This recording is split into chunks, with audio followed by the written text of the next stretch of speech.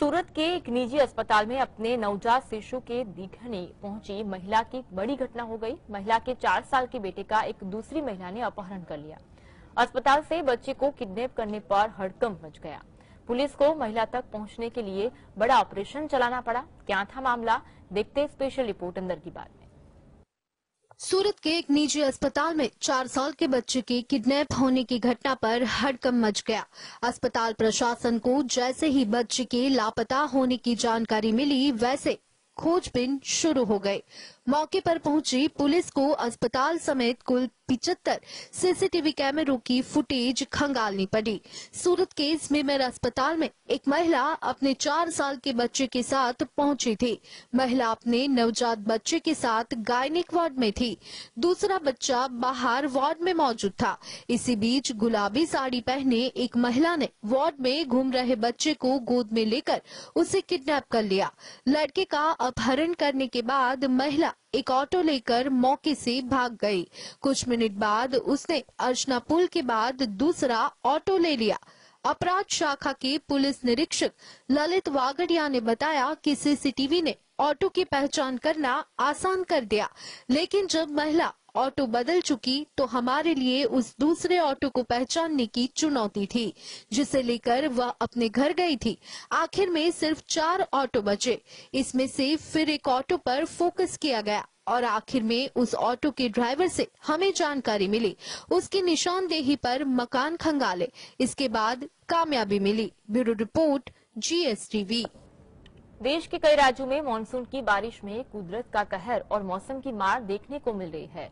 कहीं बेहिसाब बरसात ने जीवन की रफ्तार पर ब्रेक लगा दिया है, तो कहीं बिखरती हुई चट्टानों ने रास्तों को बंद कर दिया है। आइए जानते हैं कहां कितनी बारिश हुई और साथ ही साथ भूस्खलन से कितने शहर विपदा में है। देखते हैं मानसून रिपोर्ट अंदर की बात में। मानसून की एंट्री के साथ ही पहाड़ों से लेकर मैदानी इलाकों तक देश के तमाम राज्यों में हाहाकार मचा है। हिमाचल प्रदेश के मंडी और कुल्लू में बादल फटने से भारी तबाही की तस्वीरें सामने आ रही है, तो वहीं उत्तराखंड में भारी बारिश और भूस्खलन की घटनाओं के बीच केदारनाथ और बद्रीनाथ यात्रा पर ब्रेक लगा दी गई है। दिल्ली NCR में मानसून की पहली ही बारिश में सड़कें पानी से लबालब भरी नजर आई। राष्ट्रीय राजधानी दिल्ली से सटे हरियाणा के गुरुग्राम में दिल्ली जयपुर हाईवे पानी में डूब गया। हाईवे के आसपास के इलाके भी जलमग्न नजर आए। वहीं यूपी के मुरादाबाद, फिरोजाबाद और बिजनौर से भी 2 से 3 फुट तक सड़कों पर भरे पानी की तस्वीरें सामने आई है। राजस्थान में भी भारी बारिश के कारण कई इलाकों में जल भराव है। श्रीगंगानगर इलाके में आज आंशिक रूप से बादल छाए रहेंगे और बारिश या आंधी या धूल भरी आंधी चलने की संभावना है। बारिश में मुंबई में हादसों का सिलसिला शुरू हो गया है।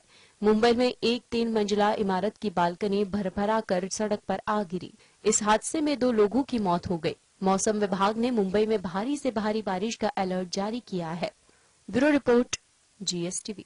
मुंबई में बारिश का मौसम आते ही जलभराव की खबरें सामने आने लगी है। हर साल मुंबईकरों को काफी परेशानी उठानी पड़ती है, लेकिन इस बार कोई भी मुश्किल का सामना नहीं करना पड़ेगा। इस बात को लेकर मुख्यमंत्री एकनाथ शिंदे ने क्या की घोषणा, देखते हैं रिपोर्ट अंदर की बात में।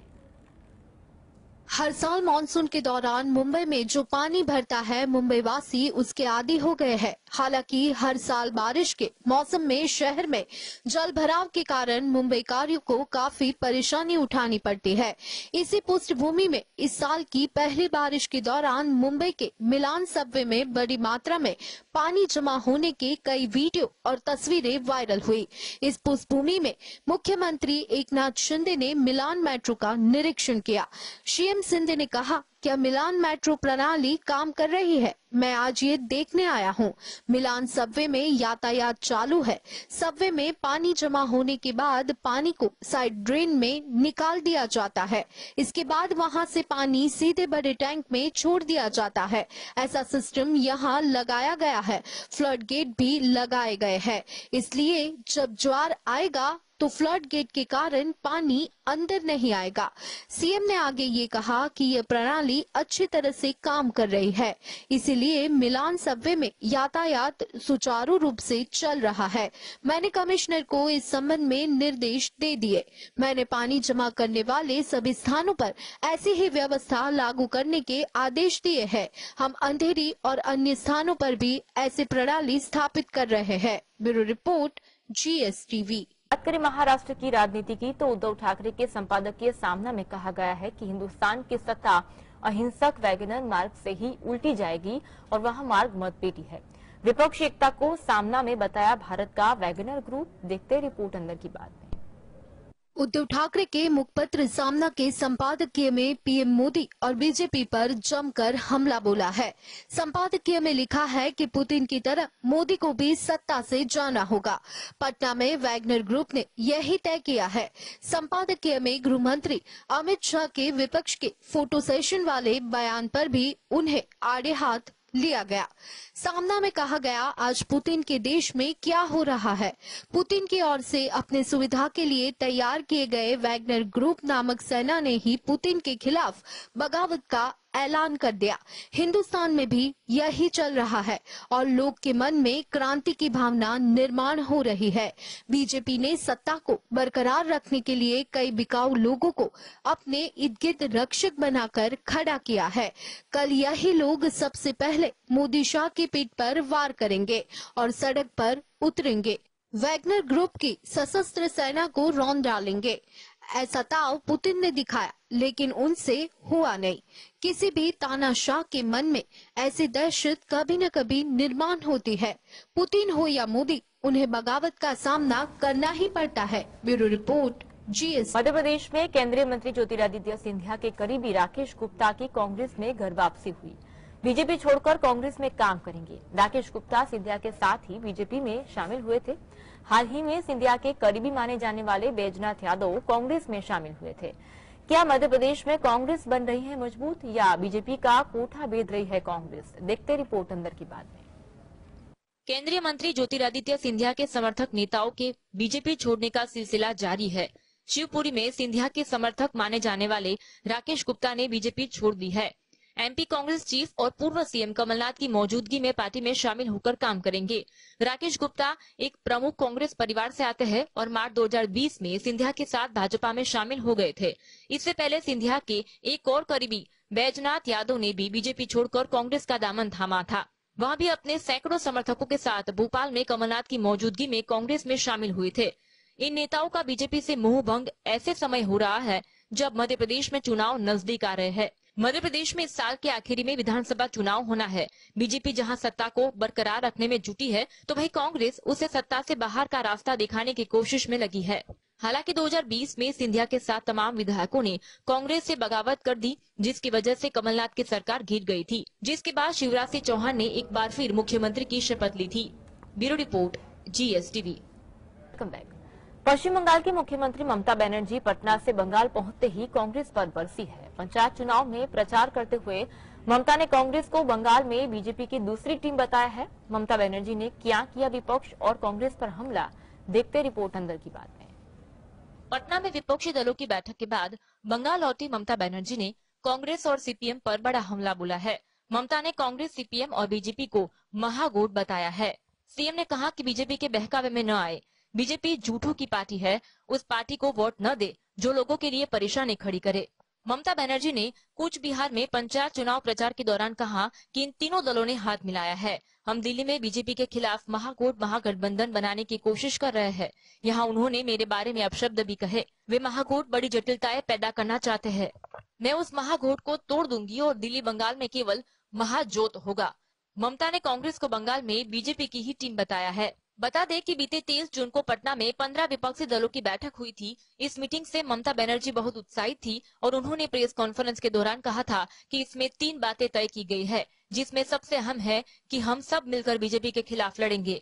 वही बैठक में राहुल गांधी ने कहा था कि इसमें जो भी दिल में है उसे सबके सामने रखे। Bureau report, GSTV। Chhagan Bhujbal ने एनसीपी को सोशल इंजीनियरिंग को ध्यान में रखने के बारे में आगाह किया। राष्ट्रवादी कांग्रेस पार्टी के भीतर पावर गेम को लेकर चर्चा अभी भी जारी है। यह तब और ज्यादा बढ़ गई जब छगन भुजबल का एक भाषण सामने आया, जिसमें उन्होंने कहा कि राज्य में पार्टी का नया प्रमुख एक ओबीसी होना चाहिए। क्या अजित का विवाद अभी समाप्त हुआ नहीं और छगन भुजबल ने की नई पेशकश? देखते रिपोर्ट अंदर की बात में। राष्ट्रवादी कांग्रेस पार्टी के भीतर पावर गेम को लेकर चर्चा अभी भी जारी है। यह तब और ज्यादा बढ़ गई जब छगन भुजबल का एक भाषण सामने आया, जिसमें उन्होंने कहा था कि राज्य में पार्टी का नया प्रमुख एक ओबीसी होना चाहिए। उनका यह बयान अजित पवार के उस बयान से जोड़कर देखा जा सकता है, जिसमें छोटे पवार ने एनसीपी में पद मिलने की उम्मीद जताई थी। छगन भुजबल प्रदेश के एक प्रमुख ओबीसी नेता है। चर्चा यह भी है कि वहां अपना नाम आगे बढ़ाने की कोशिश में है। इस नई चर्चा को इस तरफ से भी समझा जा सकता है कि शरद पवार और अजित पवार के बीच भी रसाकसी में वहां शरद पवार की तरफ ही दिखाई दिए है। एक तरह से देखा जाए तो छगन भुजबल की इस बयान में काफी दम है। राकापा अपने गठन में 24 साल बाद भी मराठा समर्थक पार्टी होने की छवि से बच नहीं पाए है। महाराष्ट्र की आबादी में ओबीसी की हिस्सेदारी 40% है, जो मराठों की 33% से भी ज्यादा है। छगन भुजबल ने अपनी राजनीति में बिताए अपने सालों में ओबीसी के मुद्दों को प्रमुखता से उठाया है और अपनी पहचान बनाई है। Bureau report, GST। Allahabad high court ने अंतरधार्मिक लिव इन जोड़े की याचिका पर अहम फैसला सुनाया है। मुस्लिम लड़की और हिंदू लड़की की याचिका को लेकर क्या कहा इलाहाबाद हाईकोर्ट ने? देखते रिपोर्ट में। इलाहाबाद हाईकोर्ट ने अंतरधार्मिक लिव इन जोड़ी की याचिका पर अहम फैसला सुनाया। हाईकोर्ट ने कहा कि इस्लाम में विवाह से पहले किसी भी प्रकार का यौन वासनापूर्ण स्नेहपूर्ण कृत्य वर्जित है। कोर्ट ने कहा कि इसे इस्लाम में हराम बताया गया है। इसे व्यभिचार मानते हुए जीना का हिस्सा माना जाता है। इस्लामाबाद हाईकोर्ट ने कहा, कुरान के अध्याय 24 के मुताबिक व्यभिचार के लिए अविवाहित पुरुष और महिला के लिए 100 कौड़ी की सजा है। विवाहित पुरुष और महिला के लिए सुन्नत के अनुसार पत्थर मारकर हत्या करने की सजा है। कोर्ट ने ये कहते हुए याचिका को खारिज कर दिया। युवती की मां इस लिव इन रिलेशन से नाखुश है, जिसके बाद दोनों के खिलाफ FIR दर्ज की गई, जिसके बाद 29 वर्ष की हिंदू महिला और 30 वर्षीय मुस्लिम पुरुष ने याचिका दाखिल कर सुरक्षा की मांग की, जिसके बाद कोर्ट ने उनकी याचिका को खारिज कर दिया। हालांकि कोर्ट ने कहा कि अगर उन्हें वास्तविक खतरा है तो वो पुलिस के पास FIR दर्ज करा सकते हैं। इसके साथ ही सक्षम न्यायालय के समक्ष 156 CRPC के तहत आवेदन कर सकते हैं या धारा 200 CRPC के तहत शिकायत दर्ज कराने के लिए भी वो स्वतंत्र है। Bureau report, GSTV।